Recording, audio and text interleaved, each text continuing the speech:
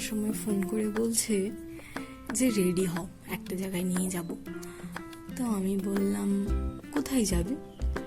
বলছে রেডি হও না, আমি যাচ্ছি, বেরোবো।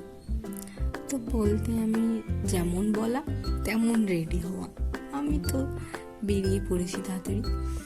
আমি বললাম যে অনেকদিন মোমো খাইনি, তুমি আমাকে মোমো খাওয়াবে তো?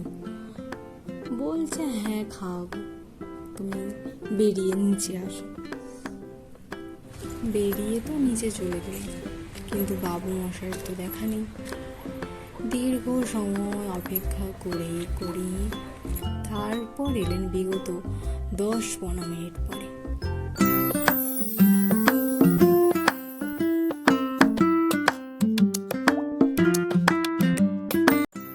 এখানে কেন দাঁড়ালে? আমি বললাম। ও বলল যে তোমার এখানে যাওয়া যা ইচ্ছা তুমি তাই তাই নাও। আমি তো খুশিতে একদম ডগমগ হয়ে গেছি। তারপর বলল যে না, তোমার জন্য না, বাড়িতে কি কি শেষ হয়েছে সেইগুলো নাও। তো কি করবো আর, তাই সেইগুলোই দেখে দেখে নিচ্ছিলাম। আমি বললাম যে তুমি আমার মনটা ভেঙে দিলে তো।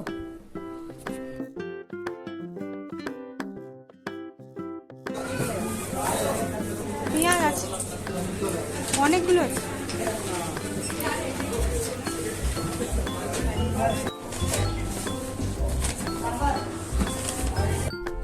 মনের দুঃখে গাড়িতে বসে আছি, ওরা বলছে মোমো খাবে যে? বলি হ্যাঁ কোথায়? বলছে তুমি বসো, আমি নিয়ে আসছি। ভাবছি একটা মোমো? না না, মোমো ছিল, হাফ প্লেট ছিল। ও খেয়েছে, খাওয়ার পরে মনে হচ্ছে যে ভিডিও তো বানালাম না, তাই লাস্টে ওই একটা বেঁচে ছিল, তাই ওই একটা ভিডিওই করা হয়েছে। তারপর বাড়িতে এসে ওগুলো মিলিয়ে নিচ্ছিলাম, গুছিয়ে নিচ্ছিলাম।